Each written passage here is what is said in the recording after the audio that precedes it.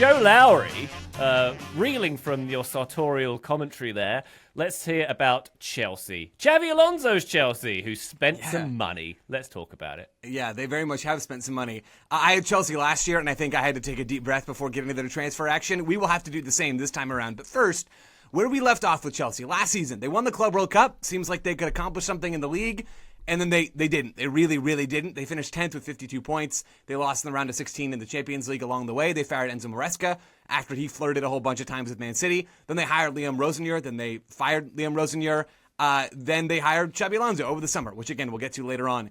Chelsea finishing 10th is embarrassing for a club of their resources. They looked a bit better in the XG differential table, but, I mean, they were still miles off the best teams in the league. Last season served as a reminder that the Blue Coat Consortium that owns Chelsea don't really seem to know what they're doing. They were the youngest team in the league. They view players, it seems like, as assets, and they are unable to create any sort of sustainable environment for a manager or show any patience whatsoever.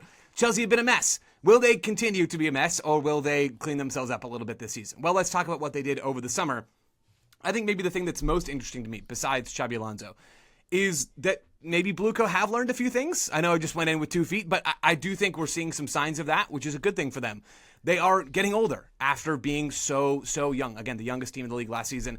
They added Danny Welbeck and Jordan Henderson, 35 and 36 respectively. Blueco's first transfer window, they went big. This was years ago now, on veterans. They added Raheem Sterling, who's 27, Koulibaly, 31, Aubameyang, 33. Those players did not hit, and apparently that really contributed to Chelsea's decision to focus almost exclusively on younger players from kind of 2023 onward. Now they've realized they need some veterans, and you had co-owner Begdad Eghbali come out and acknowledge that the club needs balance. Balance was his direct quote. They signed those 2 veterans. They also, according to The Athletic, inquired about Granit Xhaka and John Stones. Those 2 would have been better players, but you can't get them all. You can't get all the players you want. That's all right. I think this team has been young and combustible, and they will still be young this year, but less so, and ideally less chaotic along with it. So that's a top-line sort of shift for Chelsea this summer. In terms of outgoings, Mo Cucurella, the Spanish left-back who was great at the World Cups, off to Real Madrid.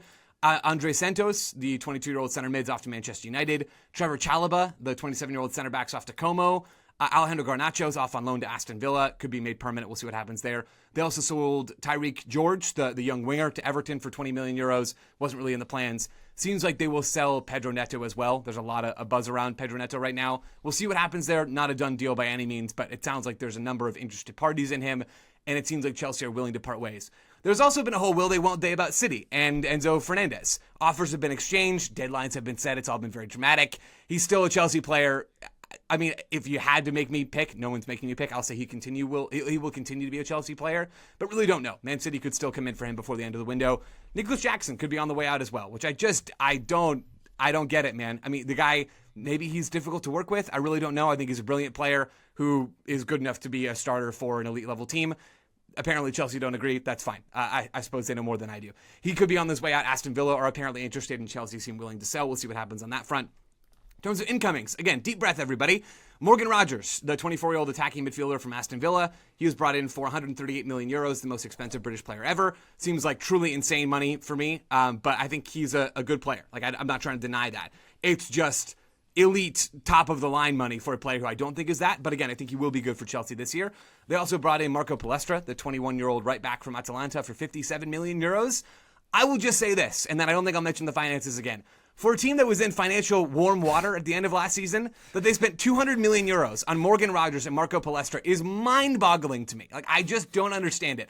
I'm sure both are going to be useful Premier League players, probably more than that in Rogers' case. But man, that's a lot of dough for 2 guys that I don't think fully warrant it. Maxence Lacroix has joined this team. 26-year-old center back from Palace, was at the World Cup with France. Pep Chavaria, 20-year-old Spanish left back joining from Rayo Vallecano. He's another player that sort of fits in that more veteran mold that Blueco have generally steered away from. So interesting signs there. Giovanni Quenda, the 19-year-old right winger from Sporting, coming in for 50 million euros. Go ahead and add him to the hat of wingers that we have no idea if they're going to play like at all for Chelsea this season. They've added Valentin Barco, the 22-year-old Argentine left back center mid from Strasbourg, that sister club Strasbourg. They added another striker from Strasbourg, and Welbeck and Henderson, and even others still. There's been a lot of movement from Chelsea. That's just the name of the game. The man on the sidelines, newcomer as well, Xabi Alonso, 44-year-old Spanish coach, one of the incredibly large number of top-level coaches from the Basque Country. Elite player with Liverpool, Real Madrid, and Bayern, as well as the Spanish national team. Started his coaching career at Real Sociedad in their B team, then coaches Bayer Leverkusen, where his team went unbeaten in the league, unbeaten for 51 games, won the Bundesliga, tremendous season, one of the greatest all-time football accomplishments, just a delight. Then coached at Real Madrid, where things fell apart, locker room disagreements, egos grew too big, classic Real Madrid stuff. Now he's at Chelsea, where it's a pretty darn good hire. I mean, I think we all probably are on board with that. Whether or not he will be successful there, different question. But as far as a managerial candidate that you can get after cycling through several managers in a season and falling flat on your face, yeah, Xabi Alonso is a pretty good one. I think he's coached both up and down. And by that I mean at Real Madrid, he mostly coached down, playing against teams that are worse than him. At Leverkusen, he had to coach up, for real, at times against Bayern Munich. And that's sort of the situation Chelsea are going to be in, right? Where they're going to be favored to win a lot of games. They're going to have to be the protagonist in a lot of games. But he's also going to have to go and manage up against teams like Arsenal and teams that they're going to play that are seriously going to challenge them in a way that he didn't experience very much at Real Madrid, but he did experience at Leverkusen. So I think he's got experience at a number of different levels. He's had success. He's won stuff. He's molded a team. Lots of stuff to like, I think. In terms of style of play, Xabi Alonso will have his team try to control the ball, as he sought to do with Leverkusen and Real Madrid. His best Leverkusen team was incredibly possession dominant. I expect a pretty fluid setup and, to be honest, a good bit of experimentation early on to find the best personnel groupings and probably to find the right setup for different games, because there's so many darn players in this team and there's a lot of guys that could reasonably contribute in big roles. We've been seeing Alonso sort through a lot of players in preseason. I think that will continue into the first bit of this season as well. Probably a back three, but we've seen some back four in possession even in preseason. But often it's been that back four that flips into the back three with one outside back staying home and the other one going high and wide opposite of a wide winger. I think we could see a lot of that, where it's a sort of back three in possession, a 4-4-2 in defense. But again, fluidity. In preseason, one interesting thing to me has been we've seen a lot of João Pedro along with another striker, like playing as a front two in possession, which is not a super popular thing to do in modern tactics, but maybe it's becoming a little bit more popular. João Pedro, I think, could fit really well in that setup because he is best when he can roam and have a little bit of freedom. We're going to see some chopping and changing. I think Chelsea will want to be proactive. They'll want to control the ball in the final third, but how exactly they do that, I think, will change a bit from game to game, especially early in the year.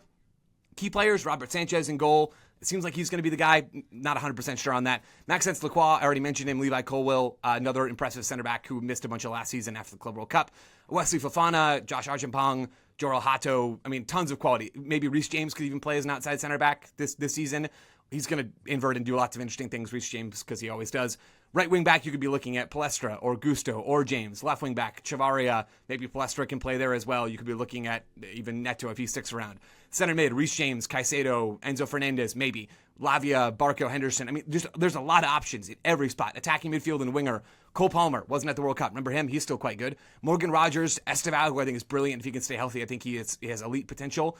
And then sort of a hat of wingers that you could draw any name out of that hat. Maybe Neto, maybe not. Mudryk is back, by the way. Maybe Jamie Gittins can give you something. Yeah. Maybe he can give you anything. Mudryk. Right? Man. There's a whole lot of that in this Chelsea squad. What about Quenda? I don't know. You also could have João Pedro playing the half spaces. Striker, maybe Pedro, maybe Nicholas Jackson, maybe Delap. Maybe those last two guys won't even be around.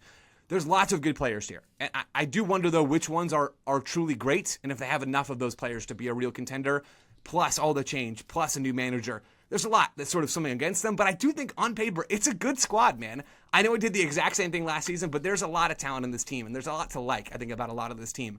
My VSP, Chelsea will finish in the top 5 in the Premier League for final third regains. Last year, they were 11th in the Premier League at 3.6 per game, according to The Athletic. I'm thinking about you lose the ball, you win it back in the final third regain. When Alonso's Leverkusen won the league in 2023-24, they were first in the Bundesliga in final third regains at 6.6. So basically double where Chelsea were last season. I think Alonso's Chelsea will control the game in the final third more this year. That is a key part of what he wants to do. They have the talent to do it as well, both in terms of quality final third playmakers and also energy and aggression and ball control deeper down the field. He wants to win the ball high up. He has the athletes to do it. He has the technicians to do it, to control the ball in dangerous areas, I think anyway. I think Chelsea are going to be a front-footed team that's going to show up in the numbers. Are they going to be good? I really don't know. I hedge towards they're going to be a lot better than last season, but that's an incredibly low bar. Exactly where they finish above 10th, man, it's anybody's guess. Their front office must just be complete chaos. Like I'm picturing like a Pepe Sylvia sort of wall in that if we sell this player to this club, then maybe we have the money to get this player. Because like there are so many players in this squad who could be moved on. I think you mentioned a few of them, like Liam Delap. Remember him? Like Chelsea spent 40 million on him last year. It feels like they're going to move him on to sign someone else, and it seems like they're going to spend big money on another central midfielder. The two players that have been linked are Alex Scott from Bournemouth, who is going to cost like 80 million plus, or Adam Wharton, who's also going to cost 80 million plus. And this is a Chelsea team that have already spent, I'm just looking at their transfer market page, have already spent 407 million euros without any European qualification. The way they do business makes me feel stupid because I do not understand it at all. And other clubs like Manchester United, with their revenue and Champions League football, you read about their business and they're like, well, we can't reach those figures because, and Chelsea are out here spending 140 on Morgan Rogers, who's a terrific player, but the money that flows through this club is absolutely unreal, and it's been the same way for like 5 years now. Graham, did you watch The Big Short? Yes, I did. This is like a hyper-specific reference. But like there's the scene at like Bear Stearns when it's cleared out and they're walking through, and it's just like all the trader desks are empty, and there's just a mountain, like a full pyramid of Red Bull cans. That's what I picture the Chelsea decision room is like. It's just chaos every day you walk in. You're handed a brick of Red Bull or something else, and you're told like find a way to sell this player for however much you can, and then you have to like do that, and then the next day it's find a way to buy that player back for even more money. Like, it just does seem a little bit chaotic, but they keep pulling it off and finding a way to like make it all happen. Every time I read about a Chelsea transfer, I'm Steve Carell in the back of the car going, the bonds have gone down, right? They've gone up. Why have they gone up? It makes no sense. There's sounds like we need there's a Mudryk bubble. We need Margot Robbie in a bathtub to explain what Chelsea are doing, I think is what we need at this point. Is it weird that I would have gone with Bourdain breaking down a fish? that was my favorite one of those. That's but on yes, brand. I take your point. Yeah. Also, playing a part in this is the fourth consecutive season Chelsea start the season without a shirt sponsor. Like, They forgot. They'll get around to it. Okay, all right, yeah. So Joe, great preview, but as with anything that Chelsea do, it's the one where I think there's the most what do I say, latitude to go either way. In terms of how this season pans out. So very interesting to see what Chelsea do. I had Chelsea last year. I thought they were going to be good coming out of the Club World Cup. I think I said I think they can win the league. If you strip that whole memory from me and I look at this team and I look at Xabi Alonso coaching it, and there's a lot that I like, I think, why not? Why couldn't this team give at least Arsenal a run for their money? And then the reality is that I didn't have my memories wiped. So I just am so hesitant to hedge towards them being really good because I think it's so chaotic. But I think they've done a lot of smart things in addition to the chaotic nonsense that they've done as well, and overspending and all this and that. I just don't know, man. I think they're going to be good, but I felt like a fool after last year, so honestly, I can't say.